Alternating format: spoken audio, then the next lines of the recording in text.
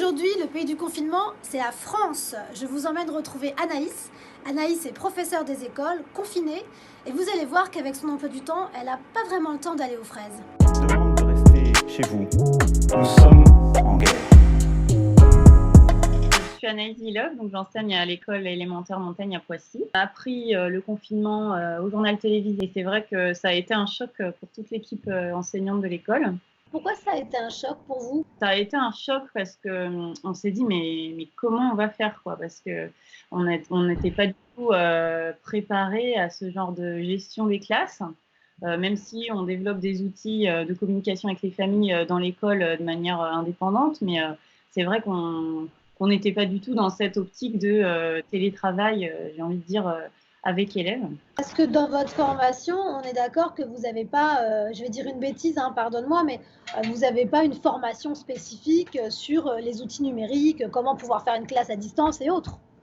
Alors, on a des formations sur le numérique, c'est surtout de l'intra-classe, donc tout ce qui peut nous servir dans le cadre de notre pratique de classe quotidienne. Donc, la mairie de Poissy a donné, a prêté plutôt des tablettes aux familles qui n'en disposaient pas. Donc, mais le problème, c'est qu'il n'y en avait que 50 pour chaque groupe scolaire. Nous, on a 260 élèves. Moi, j'ai une élève qui n'a pas du tout d'accès au numérique, pour laquelle c'est déjà très compliqué de suivre en classe. Ça allait encore plus pour la communication. Donc, elle a mon numéro de téléphone, on s'appelle tous les jours, les messages, les photos du travail, etc. Donc, on s'adapte. La semaine dernière, je suis allée à l'école faire des photocopies et préparer des livrets de travail pour les 2 semaines qui suivaient. Et donc là, en ce moment, ils ont le travail papier à la maison. Et à côté de ça, j'utilise une application qui s'appelle Classroom. Donc, c'est une appli qui permet d'être en contact avec les parents et les élèves de sa classe, notamment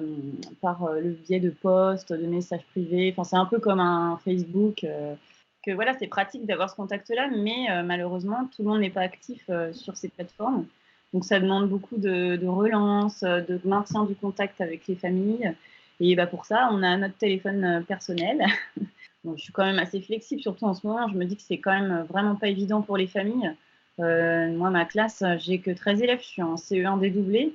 Et donc, malgré le fait d'être dédoublé, ça prend une énergie folle, notamment pour les élèves qui ont déjà des familles éloignées des milieux scolaires, soit par précarité sociale, soit par précarité numérique aussi, et aussi par précarité scolaire en termes de contenu. J'ai des parents qui ont du mal à suivre le travail des enfants, même en CE1. Donc, c'est vrai que c'est une donnée à vraiment prendre en compte.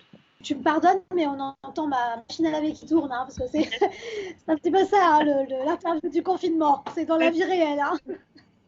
Et en gros, moi, sur ma classe de 13 élèves, j'en ai 7, 8 assidus chaque jour sur les publications que je peux poster sur Classroom. Et ça, vraiment, ça pose question parce que nous, on fait tout pour la réussite de nos élèves, mais c'est vrai que là, en ce moment, moi, je me sens un peu démunie. Enfin, j'espère que l'issue du confinement va arriver assez vite pour limiter les inégalités au sein même du niveau, quoi.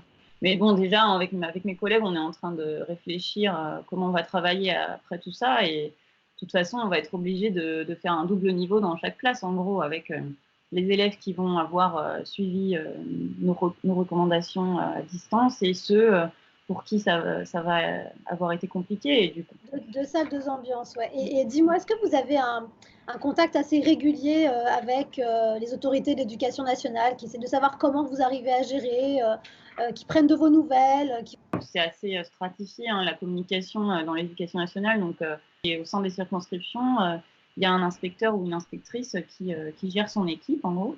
Et donc, nous, le rapport direct qu'on a, c'est avec notre inspectrice qui, elle, passe par nos directeurs ou nos directrices. Elle nous envoie des messages pour cadrer un petit peu le travail. Ce qu'ils nous ont demandé, c'est surtout quels moyens on avait utilisés pour rester en contact avec les familles. On n'a pas de directive obligatoire ou quoi que ce soit. Tout à l'heure, tu parlais de la précarité numérique des élèves, mais moi j'ai pu constater en interrogeant pas mal de professeurs, et pas qu'en France d'ailleurs, que la précarité numérique, elle existe aussi chez les enseignants, pas au sens équipement, mais au sens adaptabilité en fait à ce nouveau média, quoi. Ouais, nous, dans l'école, on le constate. On a des collègues qui sont plus à l'aise que d'autres avec le numérique. Et c'est vrai que ça peut aussi poser problème parce que c'est pas forcément évident pour tout le monde, hein, malgré, nous on est une équipe jeune, mais même chez les jeunes, c'est Ça a rien à pas voir. oui, c'est pas forcément quelque chose qui va de soi. Donc, nous, on s'entraide. Par exemple, une journée type d'Anaïs, e-professeur. Mon conjoint, lui, il s'est libéré de 8h à 10h, 2 heures, pour pouvoir gérer le début de la journée. Donc, moi, c'est le moment où je fais de la veille un peu pédagogique. Je réponds aux parents qui m'ont écrit la veille. Je regarde un petit peu mes mails hiérarchiques pour voir ce qui se passe un petit peu avec tout ça. Je regarde aussi ce qui peut être intéressant pour la journée du lendemain. Voilà. Après, à 10h, je fais la classe à mes enfants, donc parce que aussi ils ont leur programme. Donc j'ai 3 enfants, donc il faut suivre un petit peu leurs activités aussi. L'après-midi, c'est plutôt des activités un peu plus de détente. En parallèle, je gère les parents qui ont un peu galéré le matin avec le travail de leurs enfants. Et après, je m'y remets en gros de 17h à 19h. Donc là, je prépare les contenus pour la journée du lendemain pour ma classe.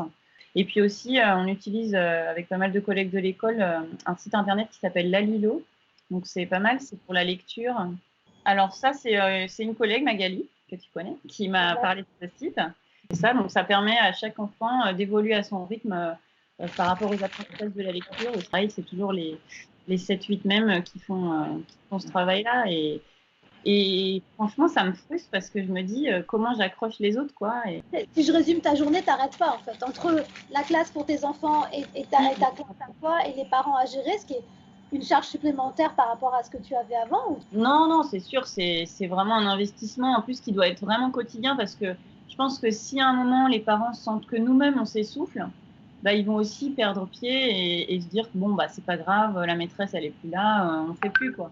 Mais moi j'ai pas envie de ça, j'ai envie qu'ils voient qu'on est là, qu'on fait tout pour les aider et qu'on espère que ça se passe au mieux. Voilà. Tu ne chômes pas. J'ai entendu hier la charmante petite pique de notre cher porte-parole du gouvernement.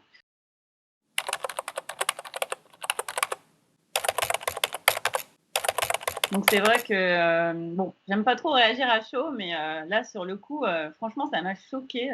Je me suis dit mais pourquoi on casse du sucre sur le dos des profs comme ça à chaque fois? Il y a toujours une occasion de dévaloriser ce qu'on fait, quoi. C'est hallucinant. Enfin, franchement, ça m'a vraiment blessée, quoi.